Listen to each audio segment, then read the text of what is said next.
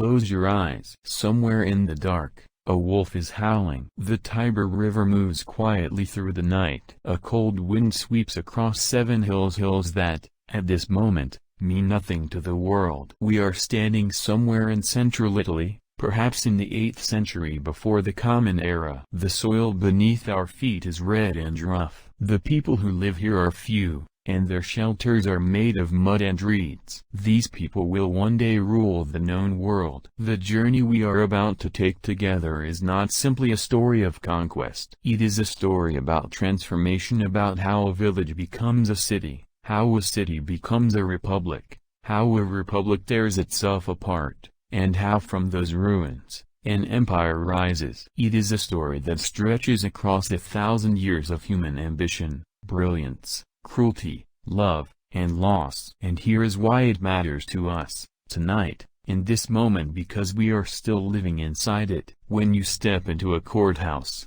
you are stepping into something Rome built. When your government is called a republic, you are speaking a Latin word. When you read the calendar on your wall, January, March, July, you are reading the names of Roman gods and Roman emperors. The bones of our civilization are Roman bones. And understanding where they came from, understanding the people who shaped them, might just help us understand who we are. Tonight, we will meet several remarkable human beings. There is Romulus, a figure who stands at the edge of legend and history. A man who allegedly founded a city by killing his own brother. His story is the first tragedy Rome ever told about itself. There is Scipio Africanus, a young general who stood against the greatest military commander the ancient world had ever produced, who saved his civilization at age 36, and whom that same civilization later drove into exile. He died outside Rome, refusing to be buried within its walls. And there is Julius Caesar, poet, general, dictator, a man who loved the republic he destroyed, whose assassination did not end the story but truly began it. Their lives, braided together across centuries, formed the rope that pulled Rome from obscurity to empire. Let us begin. Imagine standing in the center of the Mediterranean world, roughly 700 years before the birth of Christ. This is not a quiet world. It is a world in motion, crackling with energy and violence and the clash of civilizations. To the east, the Persian Empire stretches from the Aegean Sea to the borders of India, a colossal structure of tribute and terror, presided over by kings who called themselves the King of Kings. In Egypt, the pharaohs still rule a civilization that has lasted longer than most modern nations have even existed. And across the Aegean, the Greek city-states are entering their golden age. Athens is building the Parthenon,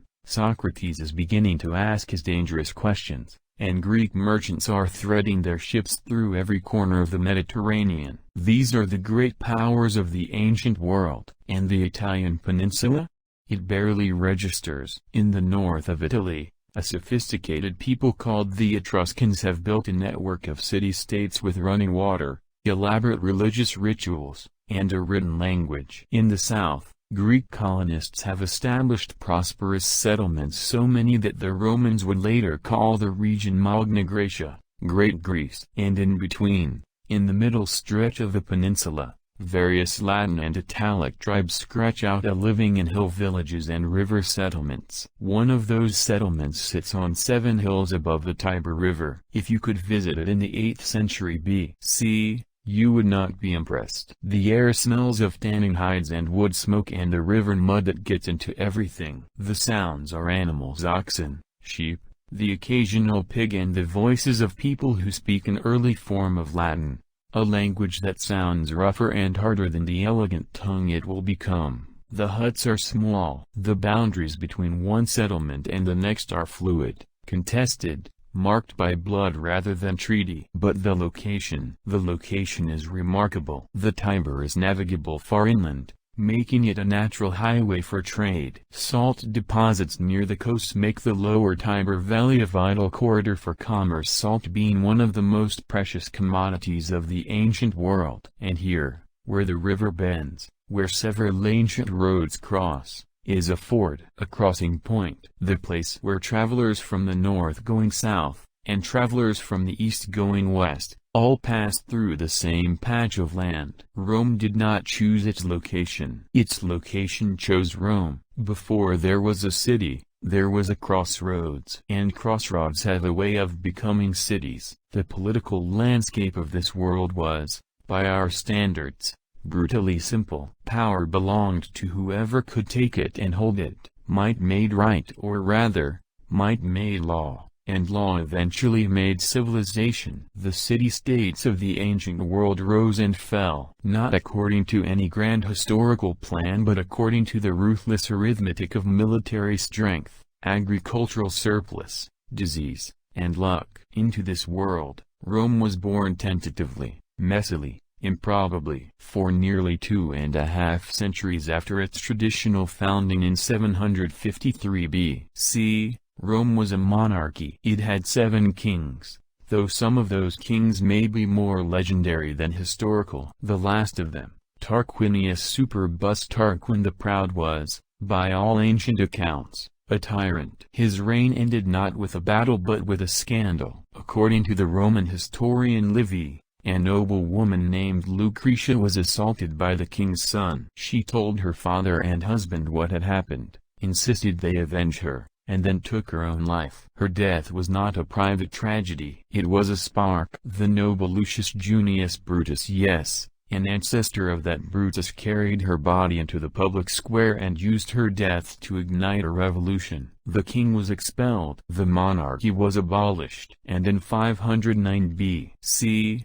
Rome declared itself a republic. 2 words in Latin: res publica, the public thing, the commonwealth, not the property of a king, but the shared possession of its citizens. It was a revolutionary idea. Not a democracy, not by our standards, and not even by Athenian standards. Power still belonged primarily to the patrician class, the aristocratic families who dominated the Senate. But the principle was planted that power must be shared, checked, balanced. 2 consuls elected annually, each with the power to veto the other. A senate of experienced statesmen to advise them. An assembly where citizens could, in theory, participate in their own governance. It was imperfect from the start. The tension between patricians and plebeians, the wealthy elite and the common people, would be the defining political drama of the next 3 centuries. The plebeians fought for their rights inch by inch: the right to know the laws because laws that aren't written can be invented by judges,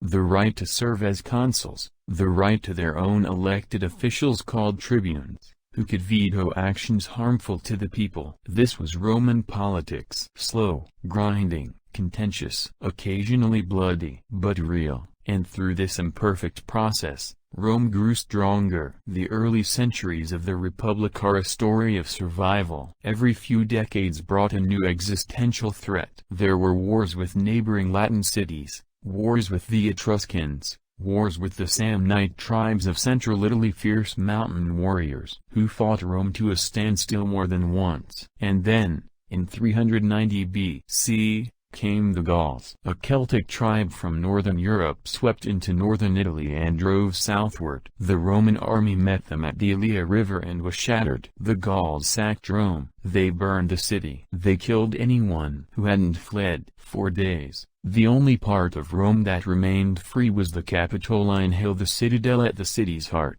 According to legend, the Gauls tried to storm the Capitoline at night, climbing silently up the cliff face. They would have succeeded. The Roman sentries were asleep except for the sacred geese kept in the temple of Juno on the hilltop. The geese heard the Gauls coming and raised such a clamor that the defenders woke, and the attack was repelled. History has sometimes been saved by very unlikely things. Rome eventually paid the Gauls a ransom to leave. It was humiliating, but it was not the end. The Romans rebuilt their city. They rebuilt their army. And something changed in the Roman psyche during that trauma, something that would become central to their character. A refusal to accept final defeat. A willingness to absorb any blow and keep fighting. The Romans called it virtus, often translated as virtue, but meaning something closer to manly excellence, courage, the refusal to yield. They would need it. To understand the figure of Romulus, the legendary founder of Rome, we must first understand what Romans believed about themselves. Because a people's origin myth is never just a story. It is a declaration of identity,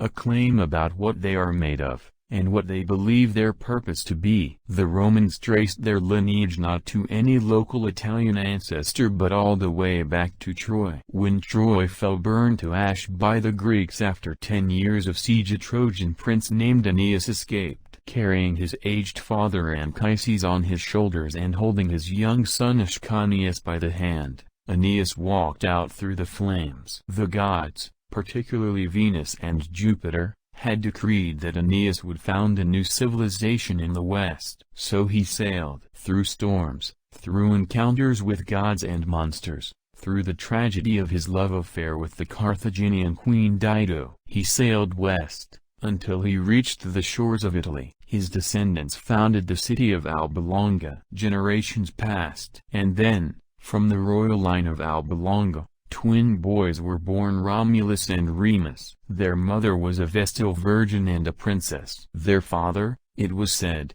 was Mars, the god of war. This lineage matters enormously. Rome, in its own telling, was the child of divine purpose. Its people were the heirs of Troy, a civilization destroyed not from within but from without. They were survivors. And they were, in a very literal sense, children of the god of war. Violence was not something that happened to them. It was in their blood. The twins' great-uncle, who had usurped the throne of Alba Longa, ordered the infants thrown into the Tiber River. But the river was in flood, and the basket carrying the boys came to rest at the foot of the Palatine Hill, one of the 7 hills that would later form the heart of Rome. A she-wolf found them there and nursed them. A woodpecker and other of Mars's sacred animals brought them food. Eventually a shepherd named Faustulus discovered the boys and raised them as his own sons. Think about what that image means: 2 children nourished at the breast of a wolf, not raised in a palace,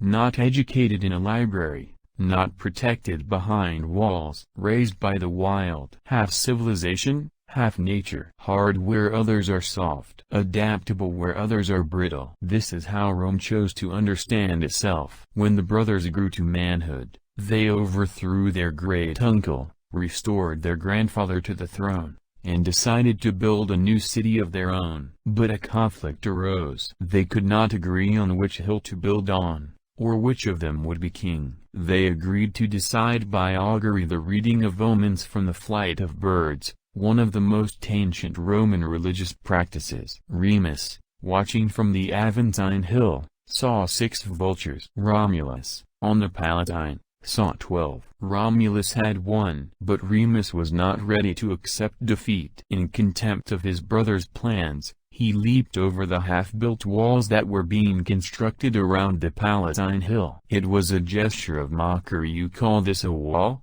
Watch me step over it. Romulus killed him. Thus, he is said to have declared, "Shall it be with everyone who hereafter leaps over my walls." This is how Rome's founding story ends. Not with celebration, not with a peaceful beginning, but with fratricide. A brother killing a brother. And the Romans did not hide this. They told it openly, proudly, because embedded in that story is a principle they believed in with absolute conviction. The law is the law, the boundary is the boundary, and those who violate it, even those we love, must face the consequences. Order is more important than sentiment. This is a very Roman idea. Now, stepping outside the myth into the messy territory of archaeology and history, the traditional founding date of 753 B.C. was calculated by later Roman scholars working backward from various records. Archaeological evidence suggests that the hills above the Tiber had been inhabited since at least the 10th century B.C. There was no single founding moment,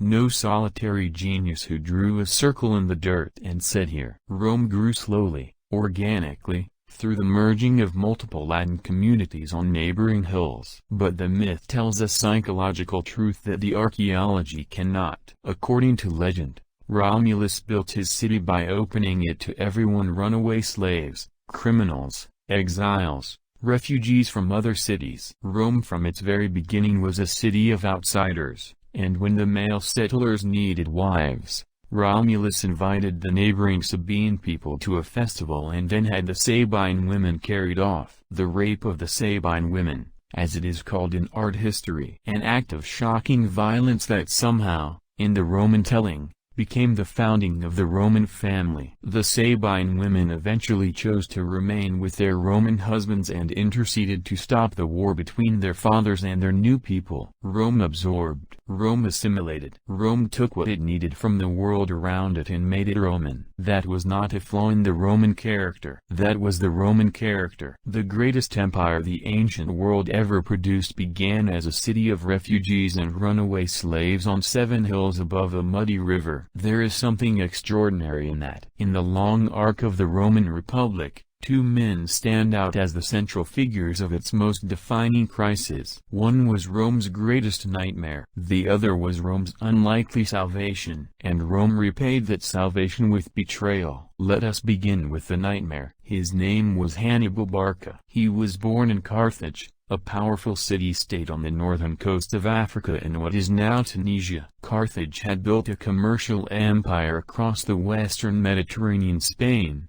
Sardinia, Sicily, the coast of North Africa. It was Rome's rival for dominance of the Western world. And in the First Punic War, the war over Sicily, Carthage had lost badly. It was forced to pay an enormous indemnity to Rome, to surrender Sicily, and to watch as Rome then opportunistically seized Sardinia as well. Hannibal's father, Hamilcar Barca, had fought in that war. The humiliation never left him. According to the ancient tradition, when Hannibal was a young boy, perhaps 9 years old, he begged his father to take him along on a military campaign to Spain. Hamilcar agreed, but only after making the boy swear an oath of eternal enmity toward Rome. The boy placed his hand on the altar and swore. He kept that oath. By the time Hannibal assumed command of Carthaginian forces in Spain, he was already a brilliant and charismatic leader, adored by his soldiers. In 218 B.C.,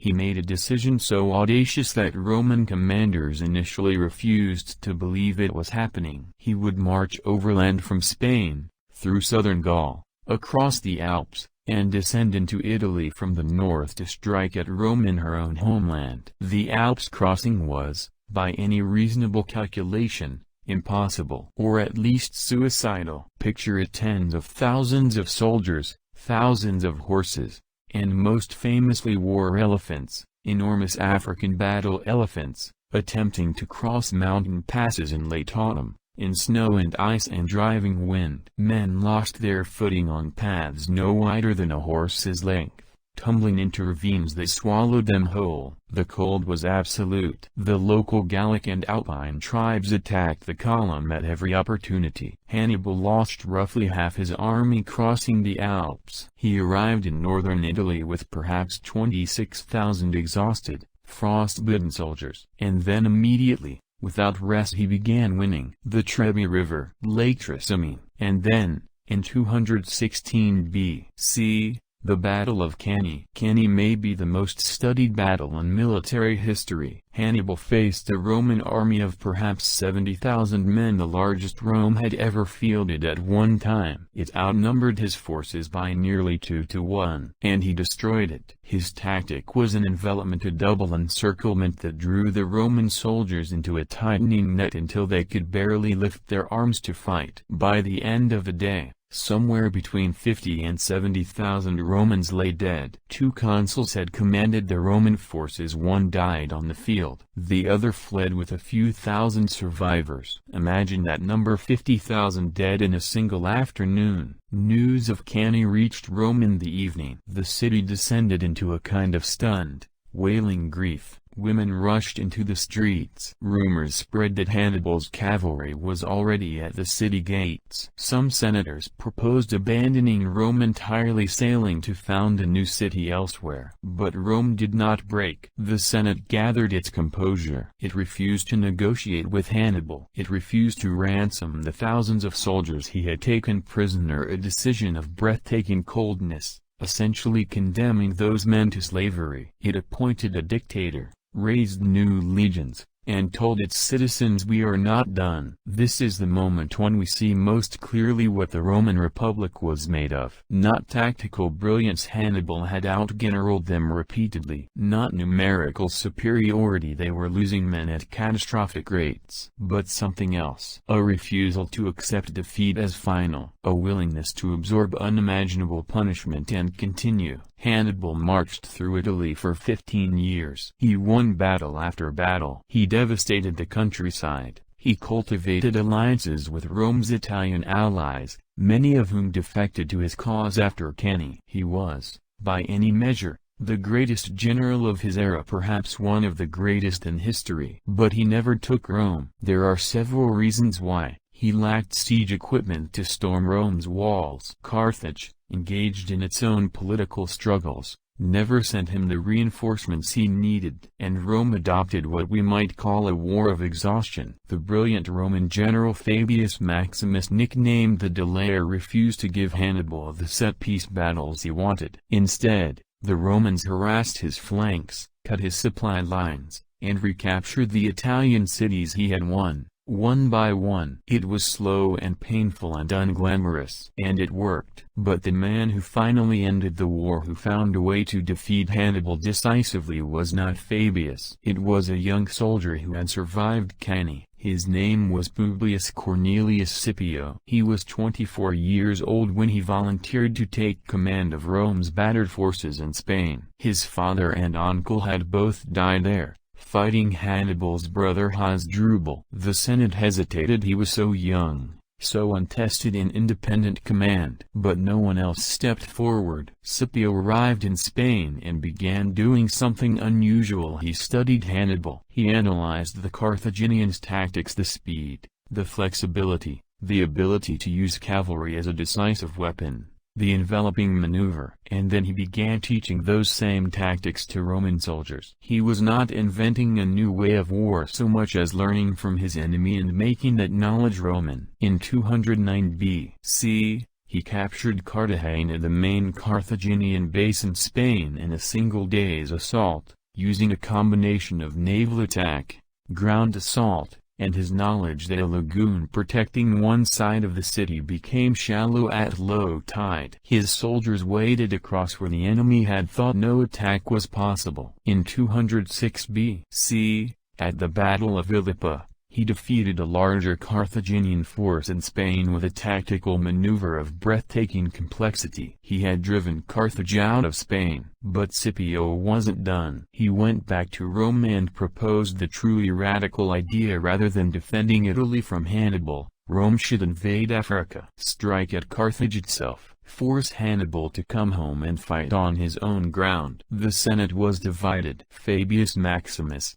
the great conservative voice of Roman caution, argued against it fiercely. Scipio was overreaching, reckless, dangerously ambitious. Rome should consolidate, not gamble. Scipio went over the Senate's head. He appealed directly to the people, to the Roman assemblies, and won authorization to proceed. He sailed for Africa in 204 B.C. with a force of volunteers and veterans. His strategy worked exactly as designed. Hannibal, summoned home to defend Carthage, left Italy for the first time in 15 years. He sailed home to face the man who had stolen his strategy and perfected it. The two generals met at Zama in 202 B.C. Hannibal had war elephants, 80 of them, a terrifying weapon Scipio had prepared for them. He ordered his legions to open lanes in their formation when the elephants charged. They funneled harmlessly through, to be slaughtered from behind. The Romans used cavalry as Hannibal had used cavalry at Cannae to envelop the Carthaginian flanks. The tactic that had destroyed Rome's greatest army was turned against its inventor. Hannibal lost. For the first time in his life,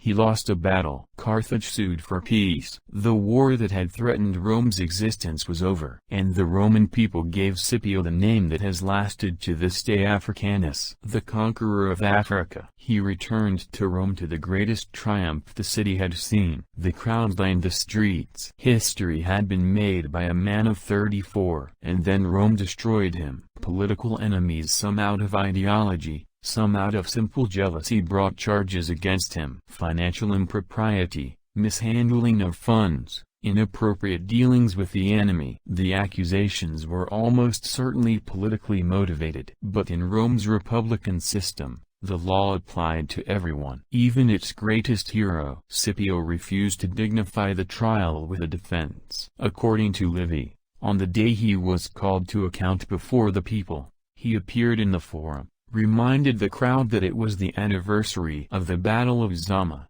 and invited them to come with him to the Capitoline Hill to give thanks to the gods. The crowd followed. The trial collapsed in chaos. But the harassment continued. He left Rome for his estate at Liternum on the coast of Campania, and he never returned. He died there, in exile from the city he had saved. His tomb, according to the ancient sources, bore an inscription he had written himself. The Latin is disputed, but the sentiment is clear: ungrateful fatherland, you shall not even have my bones. This is the cost of saving Rome. This is what the Republic did to its greatest servant. And it is not the last time we will see this pattern. The Roman Republic that Scipio defended and that later betrayed him was already, by the 2nd century B.C., carrying within itself the seeds of its own destruction. Military conquest brought wealth, staggering, almost incomprehensible wealth: gold and silver from Spain, grain from Sicily and Africa, luxury goods from the Greek East. And with that wealth came structural transformations that the old republican system was never designed to manage. The soldiers who had fought Rome's wars returned home, to find that wealthy aristocrats had swallowed up the small farms that had once been the backbone of Roman society. Using slave labor, the hundreds of thousands of slaves captured in Rome's wars, these great landowners could undercut any independent farmer. The peasant class that had made up the legions was being slowly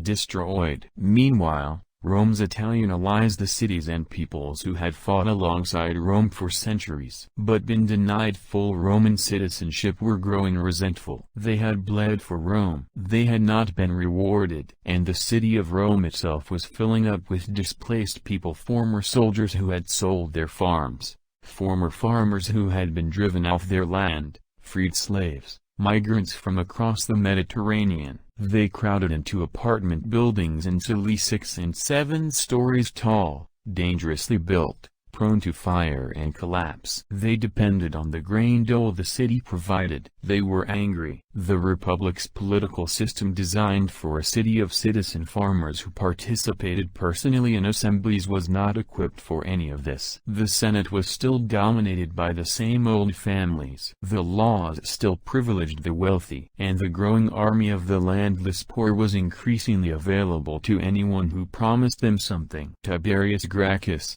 a tribune of the people, proposed a modest land reform in 133 B.C., redistributing some of the public land that had been illegally occupied by the wealthy. He was clubbed to death by a mob of senators. His brother Gaius, who pursued similar reforms a decade later, was also killed. The message was clear: the Republic would protect property above all else, even at the cost of its own soul. The crisis deepened. The military reformer Gaius Marius restructured the Roman army, opening it to propertyless volunteers who could not afford their own equipment. This was necessary. Rome needed soldiers, but it had an unintended consequence. These new soldiers had no land to return to, no stake in the existing order. They depended entirely on their general for their livelihood and their future. Their loyalty was to him, not to the Senate, not to the Republic. When Sulla, Marius's eventual rival, found himself at the head of just such an army in 88 B.C.,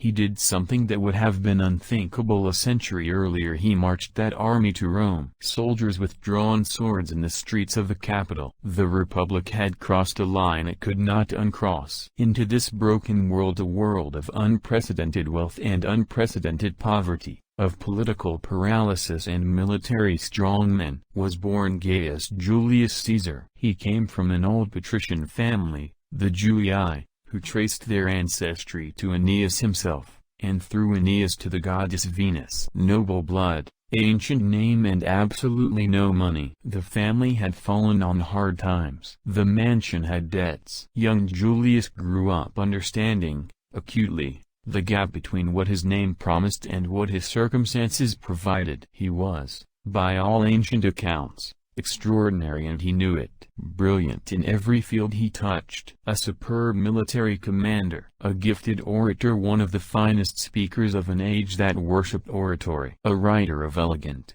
precise prose. His Gallic Wars remains a masterpiece of Latin literature, almost brutally clear in its descriptions of conquest and slaughter. He understood people, their vanities, their fears, their needs with the precision of a diagnostician. He was also, from his earliest days in public life, a consummate politician who understood that in Rome's broken system, the path to power ran through the popular assemblies, through the urban poor, through the soldiers, not through the Senate. He was the people's man. He was also, always, his own man above all else. In 60 B.C., Caesar entered into an informal power-sharing arrangement with two of Rome's most powerful figures, Marcus Crassus, the wealthiest man in Rome, and Gnaeus Pompeius Magnus, Pompey the Great, the Republic's most celebrated general, the man who had reorganized the eastern Mediterranean and who was worshipped by his soldiers with a devotion bordering on religious. History calls this arrangement the First Triumvirate,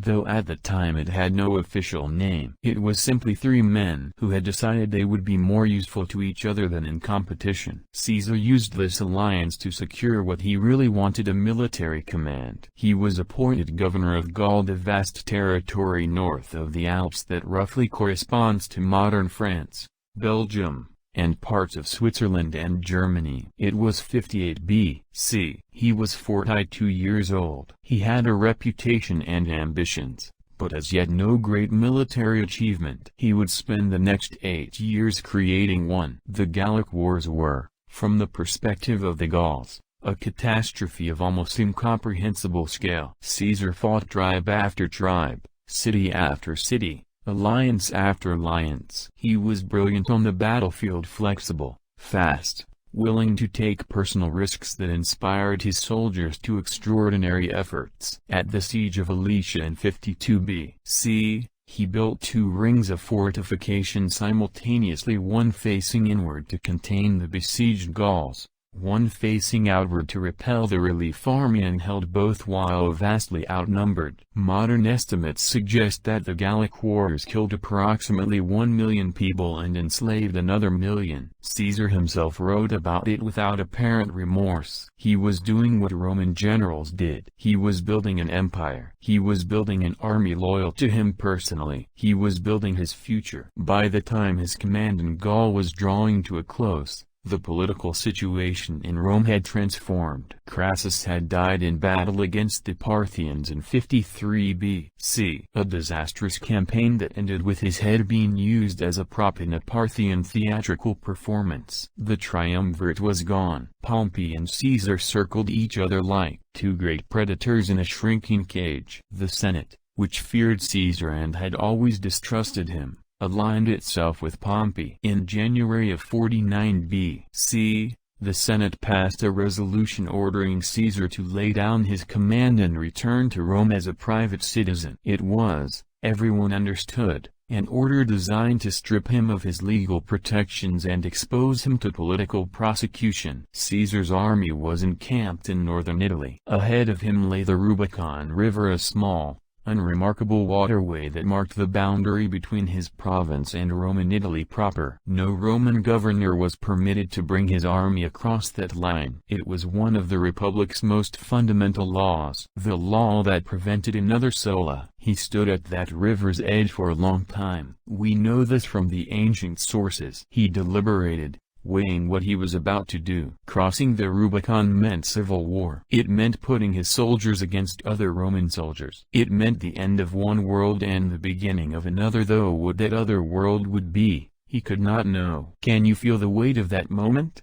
Standing at the edge of everything you've built, looking at a small river in the January cold, knowing that one step forward will change history. He crossed. The die is cast. he said. Or so the tradition holds. The phrase may have originally been in Greek, from a line of the Athenian playwright Menander. It was a theatrical gesture, even at that moment. Caesar understood theater. Caesar was theater. He crossed the Rubicon, and the Roman Republic, already cracked, already bleeding, took its final, mortal wound. What followed was, by the grim standards of ancient civil war, relatively brief. Pompey fled to Greece, then to Egypt, where he was murdered by courtiers trying to ingratiate themselves with the approaching Caesar. Caesar wept when they showed him Pompey's head, the ancient sources tell us, or at least he made a convincing performance of weeping. His old ally, his son-in-law, once the greatest general of his age. In Egypt, Caesar met Cleopatra, but that is, as I said, another story. He returned to Rome and assumed the office of dictator, at first for limited terms, as tradition allowed, then for 10 years, then for life. He was dictator perpetuo, perpetual dictator. The word had not always been a slur in Latin. It had been an emergency office, granted in crisis, relinquished when the crisis passed. Caesar made it something new, something permanent. He used his power with dizzying speed. He reformed the calendar, the Julian calendar, which would be used across the Western world until the Gregorian reforms of the 16th century, and which is still the basis of our modern calendar. He redistributed land to veterans and the poor. He extended Roman citizenship to provincials. He reduced the Senate's power over provincial governance. He planned vast building projects. He reformed the courts, the laws, the grain supply. He also refused the title of king, repeatedly, publicly,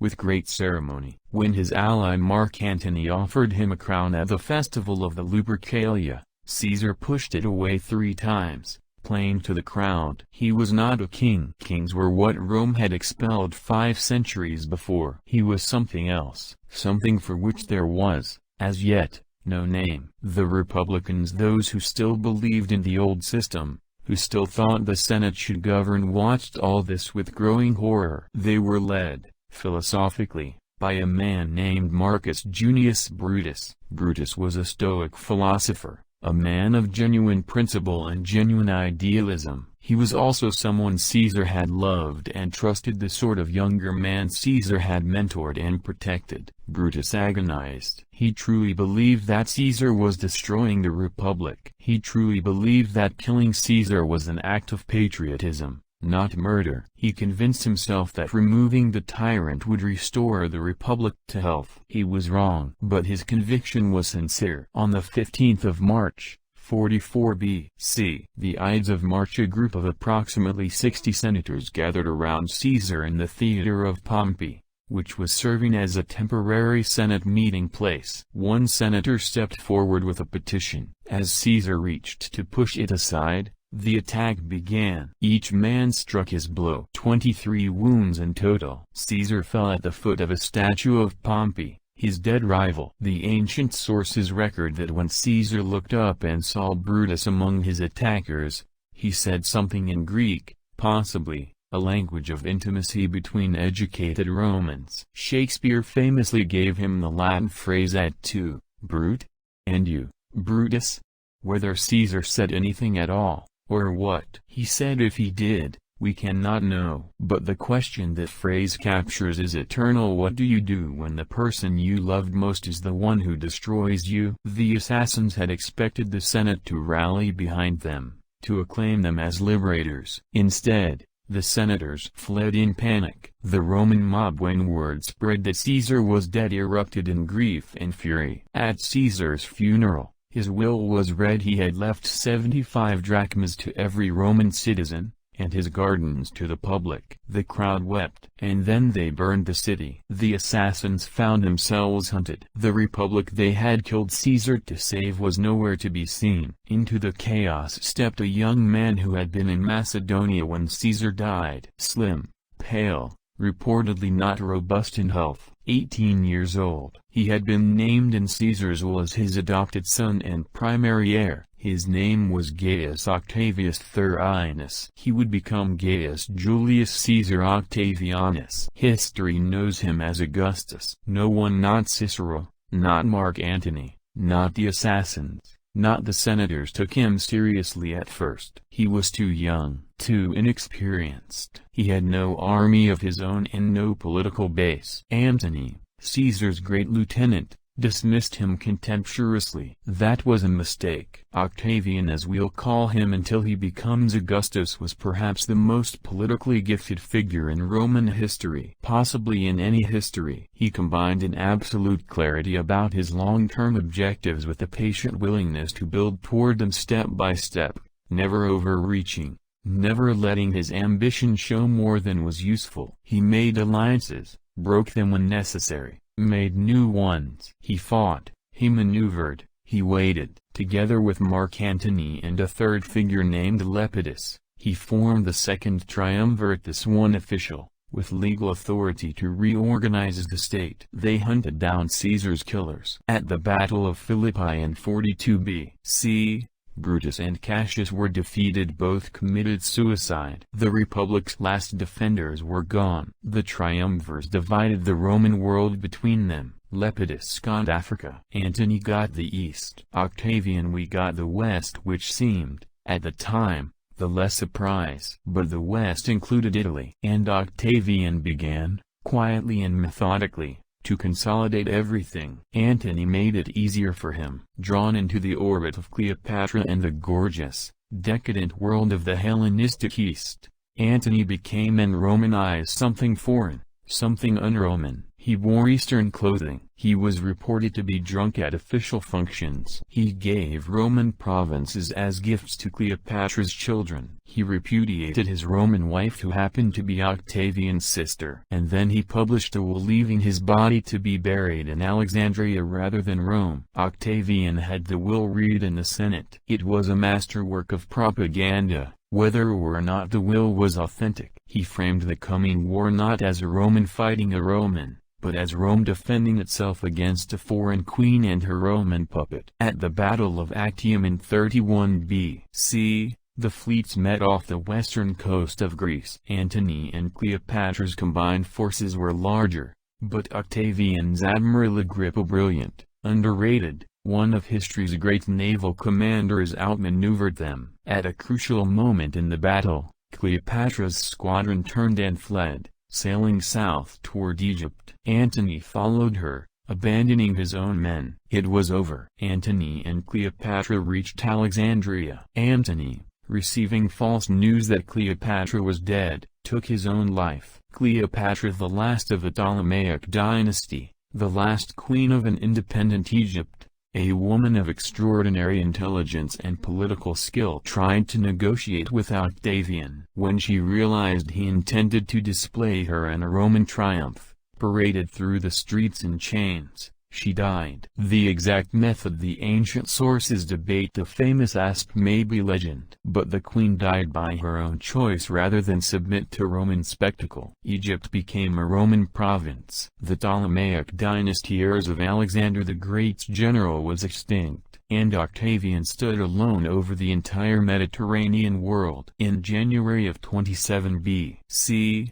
Octavian stood before the Roman Senate and made a remarkable announcement. He was resigning all his extraordinary powers, returning everything to the Senate and the Roman people. The Republic was restored. The Senate was overcome. They begged him to stay. They passed resolutions granting him back everything he had offered to surrender and more. They gave him control of the most militarily important provinces. They granted him tribunician power for life, giving him the right to veto any law and making his person sacrosanct. They gave him the title of Pontifex Maximus, head of the Roman religious establishment. And they gave him a new name, Augustus. In Latin, the word had connotations of the sacred, the venerable, the divinely favored. It was not a title that had previously been applied to a living human being. Now it was a name. Now it was a person. The Principate, the political system Augustus created, was perhaps the most sophisticated act of political theater in human history. Augustus kept all the forms of the Republic: the Senate, the consuls, the assemblies, the legal procedures. He never called himself a king. He never called himself a dictator. His preferred title was Princeps, first citizen, first among equals. But power flowed to him, all of it, eventually, because he controlled the armies, and in the end, the armies are what matter. He used that power with a patience and wisdom that his adoptive father, brilliant but impatient, never quite achieved. He built, he reformed, he improved, he created a professional civil service. He organized the army into permanent legions with fixed pay and retirement benefits, soldiers who served Rome, not a personal commander. He established the Praetorian Guard to protect the person of the emperor. He reorganized Rome's fire brigade and police. He built roads, aqueducts, public buildings on a scale that had never been seen. He famously claimed to have found Rome a city of brick and left it a city of marble. This was not quite true, but it captured the spirit of the transformation. The physical city was transformed. The Arapacis, the altar of peace, was dedicated in 9 B.C., a sculptural masterpiece that proclaimed the new era of stability. The Forum of Augustus, with its temple to Mars the Avenger, was a statement in stone. Rome's wars of civil strife were over. Augustus also understood the power of culture. He patronized Rome's greatest writers, Virgil, who wrote the Aeneid, the epic poem that gave Rome a myth worthy of its pretensions, connecting Aeneas of Troy to the Julian family and the divine destiny of Rome. Horace, whose ode sang of Roman values and Roman landscape. Livy, whose history of Rome from its founding give Romans a narrative of themselves that would be read for centuries. The Augustan age is still considered the high point of Latin literature. But even in his golden age, Augustus knew sorrow. The succession question haunted him. His beloved nephew Marcellus died young. His trusted generals and son-in-law Agrippa died before him. His grandsons Gaius and Lucius, whom he had adopted as his heirs, both died young, in their early 20s. His daughter Julia, the only child of his own blood, was banished for behavior the sources describe as scandalous. The morals legislation Augustus had passed to encourage Roman family values had a way of catching up with his own family first. He died in A.D. 14, aged 75. Having ruled Rome for more than 40 years. The ancient tradition says his last words to his assembled friends were, "Have I played the part well? Then applaud as I go." It was, to the end, a performance. But what a performance it had been! His successor was Tiberius, competent, cold, deeply pessimistic, never comfortable with the performance of power. After Augustus's decades of careful theater, Tiberius seemed almost aggressively undramatic. He spent the last years of his reign on the island of Capri, governing the empire through letters and intermediaries, while back in Rome, his Praetorian commander Sejanus wielded enormous unofficial power and used it to destroy anyone who seemed threatening. When Sejanus himself was executed after being denounced in a letter from Tiberius, his partisans were hunted down and killed. Children of condemned men were executed. It was a dark, paranoid time. Then came Caligula. He began well, or seemed to. After Tiberius's gloom, the young emperor's energy and generosity seemed refreshing. He abolished the treason trials. He recalled exiles. He staged lavish games. Rome was briefly,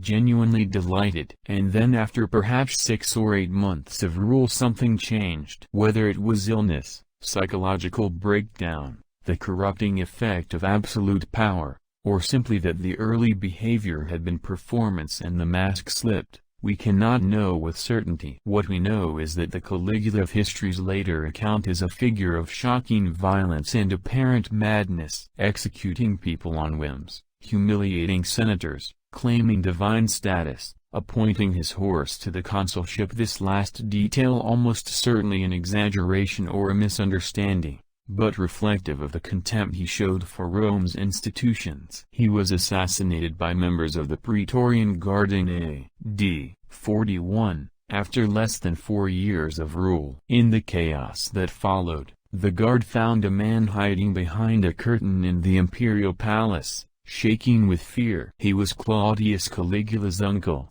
a middle-aged scholar, physically impaired with a limp and a stammer. a man who had spent decades as a figure of fun in the imperial household because his disabilities made him seem harmless. The Guard proclaimed him emperor. The Senate, having no real alternative, went along. And Claudius turned out to be one of the better emperors Rome ever had. He was a genuine scholar. His historical writings are lost, but the ancient sources say they were substantial and careful. As an administrator, he was meticulous and reform-minded. He extended Roman citizenship more broadly. He conquered Britain, the island Julius Caesar had twice invaded but never held. He reorganized the provincial bureaucracy and the grain supply. He was efficient where his predecessors had been theatrical. He was also, according to the ancient sources, unfortunate in his choice of wives. His final wife, Agrippina the Younger, his own niece,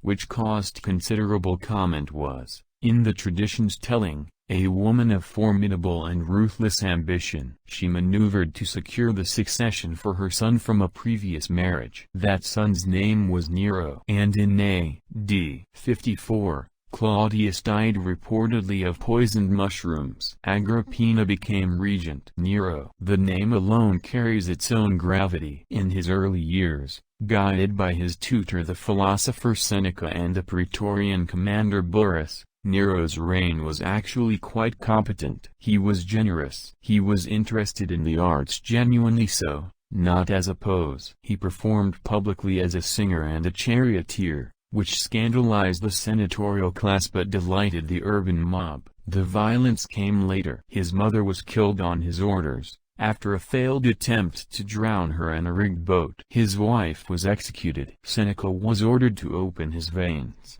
which he did with stoic composure, according to the moving account in Tacitus. The Great Fire of Rome in A.D. 64, which destroyed much of the city, generated the legend that Nero fiddled while Rome burned, playing his lyre on a rooftop while the flames spread. The actual ancient account is more complicated. Nero seems to have organized relief efforts and provided his gardens as emergency shelters. But he also rebuilt lavishly, including the Domus Aurea, the Golden House, an enormous pleasure palace that swallowed a vast section of the heart of the city. The Roman people looked at that palace and understood what it meant. The emperor had taken the city's catastrophe as an opportunity for his own aggrandizement. He pinned the blame for the fire on a new religious sect, the Christians. It was politically convenient. The persecution that followed was savage and left a permanent mark on how the early church understood Rome. Nero's end came in A.D. 68.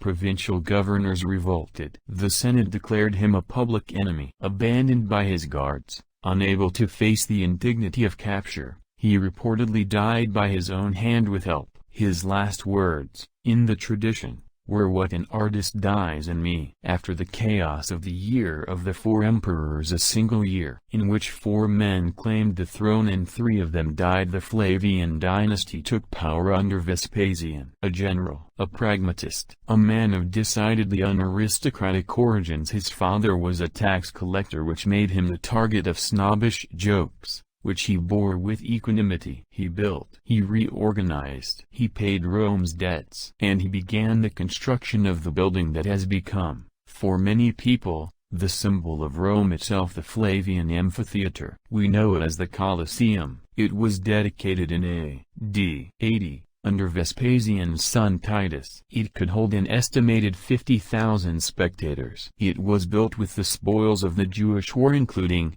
according to tradition, some of the treasures from the temple in Jerusalem. In a deeply uncomfortable historical irony, the slave labor of Jewish prisoners helped build the monument that has become Western civilization's most visited ancient ruin. Inside that amphitheater, Romans watched gladiatorial combat, they watched wild animal hunts, exotic beasts from across the empire killed for entertainment. They watched the execution of criminals, sometimes staged as mythological reenactments, the condemned forced to play the role of Orpheus being torn apart by bears, or Icarus falling from a great height. It was, by our standards, horrifying. It was, by Roman standards, entertainment, spectacle, politics the emperor demonstrating his generosity to the people cheering in a shared act of communal emotion, and we visit it today. We photograph it, we put it on travel brochures. The complexity of that relationship, our admiration for the architecture,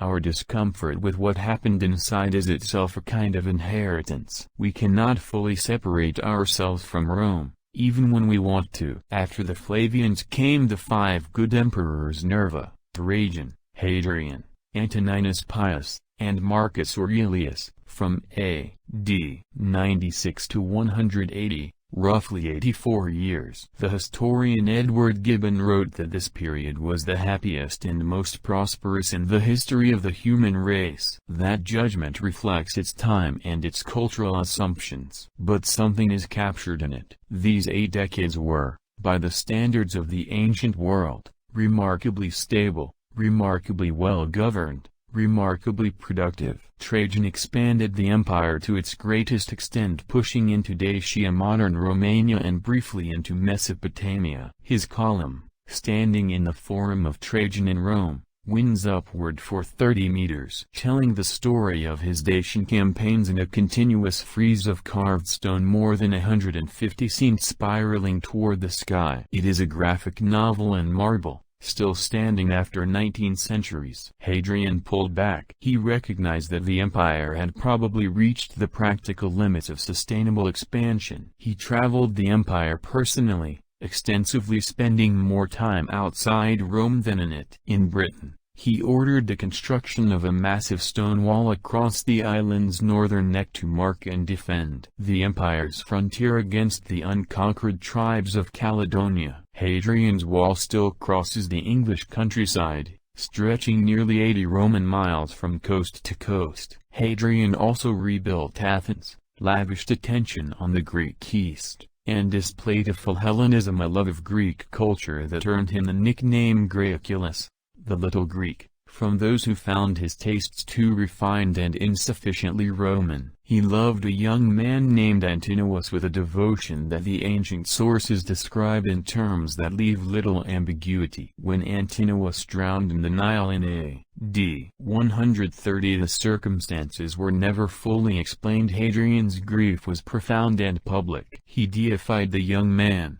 established a cult in his honor, and founded a city in Egypt named Antinopolis. In temples across the empire, the beautiful face of Antinous gazed down from statues for centuries. And then there is Marcus Aurelius, the philosopher-emperor, the man Plato had dreamed of, the philosopher who becomes king, or the king who becomes a philosopher. Marcus was trained in Stoic philosophy from his youth. Stoicism, a philosophy that counseled reason over passion, duty over desire, acceptance of what cannot be changed, and vigorous action toward what can be, was, in many ways, the perfect philosophy for a Roman emperor. It demanded discipline. It demanded self-examination. It demanded that one distinguish between what is within our control and what is not. Marcus spent much of his reign on military campaign. The empire's northern borders were under increasing pressure from Germanic tribes, and his armies fought along the Danube for years. In his tent at night, between battles, he wrote, not for publication, not for posterity, for himself. These writings survived. We call them the Meditations. They are perhaps the most remarkable document in ancient literature. An emperor, the most powerful human being alive, the ruler of an empire that stretched from Scotland to Mesopotamia, writing to himself about the need for humility, about the insignificance of fame, about how everything passes, about the importance of doing good even when no one will know, about how we must love the people who frustrate us. Begin the morning by saying to thyself, I shall meet with the busybody, the ungrateful, arrogant, deceitful, envious, unsocial. 2,000 years old. Written in a military camp on the northern frontier of civilization. And it reads like a letter written to you, personally, this evening. That is what we mean when we say Rome is not dead. Marcus's one great failure, if we must name one, was in the matter of succession. He had a son, Commodus. He could have chosen to follow the precedent of the 5 good emperors, each of whom had adopted a talented successor rather than relying on the accident of biology. But Marcus had a son. He chose that son. Commodus believed himself to be the reincarnation of Hercules. He appeared in the arena of the Colosseum dressed in a lion's skin, fighting gladiators and wild animals. He renamed Rome after himself Colonia Commodiana. He renamed the months after himself. He was, in the ancient accounts, exactly what absolute power does to a personality that cannot bear its weight. He was assassinated in A.D. 192, strangled in his bath by a wrestler named Narcissus, acting on the orders of conspirators who included members of his own household. His body was dragged through the streets. The age of the good emperors was over. The long, slow unraveling had begun. But the story does not end with decline, because Rome's true legacy was not the empire itself. It was what the empire created, what it spread, what it left behind in the deep structure of the world. In A.D. 313, the Emperor Constantine issued the Edict of Milan, declaring religious tolerance for Christians throughout the empire. 50 years later, in A.D. 380, the Emperor Theodosius made Christianity the official religion of the Roman state. The religion that had been practiced in secret, in catacombs and private houses, under the constant threat of persecution. The religion whose founder had been executed by Roman authority became the religion of the empire that had killed him. Scholars debate whether Rome Christianized Christianity or Christianity Romanized Rome. Perhaps both. The organizational structure of the Catholic Church, its dioceses, its hierarchy, its use of Latin, its universal reach mirrors the structure of the Roman Empire. The Pope still lives in Rome. The College of Cardinals echoes the Roman Senate in its form, if not its function. The Western Roman Empire fell in A.D. 476, though fell suggests a sudden collapse that is somewhat misleading. It eroded. The western provinces were gradually taken over by Germanic kingdoms: Visigoths in Spain, Franks in Gaul, Ostrogoths in Italy. The last Western emperor, a teenage boy named Romulus Augustulus bearing the names of both Rome's founder and its first emperor, was deposed by the Germanic chieftain Odoacer and sent into comfortable retirement in southern Italy. It was a quiet ending for a titanic story. But the Eastern Roman Empire, which we call Byzantium, survived for another 1,000 years. Its capital, Constantinople, founded by Constantine on the site of the Greek city of Byzantium, did not fall until 1453, when the Ottoman Sultan Mehmed II finally breached its ancient walls. The last Byzantine emperor, Constantine XI, died fighting in the streets, refusing to flee. And even then, Rome did not die. The Holy Roman Empire, which emerged from the wreckage of the western provinces, consciously styled itself as Rome's continuation. Its kings were crowned by the Pope in Rome. The title of Kaiser, the German word for Caesar, tells you everything about how power understood itself in medieval Europe. The Renaissance was, at its heart, a rediscovery of Rome. Roman architecture, Roman literature, Roman law, Roman ideas about civic virtue and republican government. The men who designed the American Republic were steeped in Roman history. They read Cicero and Polybius and Livy. They modeled their institutions on what they understood of the Roman republican system. The Senate of the United States takes its name directly from the Roman Senate. The Roman term Republic res publica describes the American system of government. The architecture of Washington, D.C. The pillared facades, the domed Capitol building is Roman architecture in an American landscape. Roman law, systematized most fully under the Emperor Justinian in the 6th century A.D., became the foundation of legal systems across Europe and, through European colonialism, across much of the world. The concept of innocent until proven guilty, the right to confront your accusers, the idea that law should be written, public, and consistent. These are Roman ideas, bequeathed through a long chain of transmission to the legal systems we live under today. More than 60% of English vocabulary derives from Latin directly or through French, which is itself a Romance language descended from the Latin spoken by Roman colonists in Gaul. When you say justice, you are speaking Latin. When you say liberty, you are speaking Latin. When you say republic, senator, constitution, veto, Latin, Latin, Latin, Latin. The calendar on your wall: January for Janus, the two-faced god of beginnings; March for Mars, the god of war; July for Julius Caesar; August for Augustus. When you write today's date, you are using a system developed by Caesar and refined by his successors. The roads: Roman roads built straight, built to last, built on a system of gravel and drainage that made them usable for centuries, became the skeleton of European transportation networks. Many of the roads that exist in Britain, France, Spain, and Italy today follow routes first laid out by Roman engineers. The English language has a phrase for a direct, no-nonsense approach to a problem: all roads lead to Rome. It was literally true, once. So we return to the question we began with.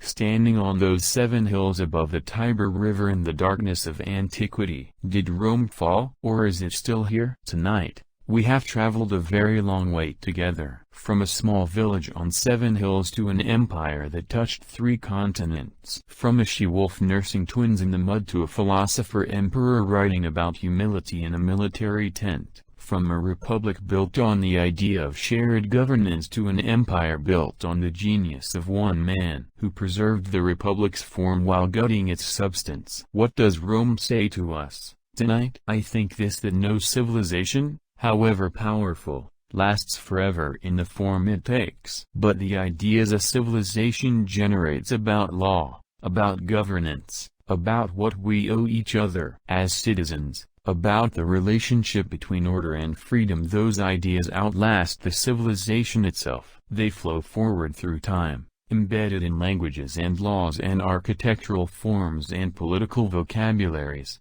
until they wash up on shores their originators never imagined. Rome is in us. Not just the grandeur and the marble and the legions. The doubt, too. The tension between the Republic's ideals and its brutal practice. The men who loved the Republic so much that they killed to save it, and in doing so, destroyed it. The emperors who served well and those who served only themselves, and the impossibility of building a system that reliably produces the former. These are our tensions too. In the next episode, we will explore what happened after Rome's Western Empire collapsed. The age that some have called the Dark Ages, and others call the Age of Seeds. Were those centuries truly dark, or was something being preserved in the monasteries and cathedral schools of Europe, something that would eventually burst into flame as the Renaissance?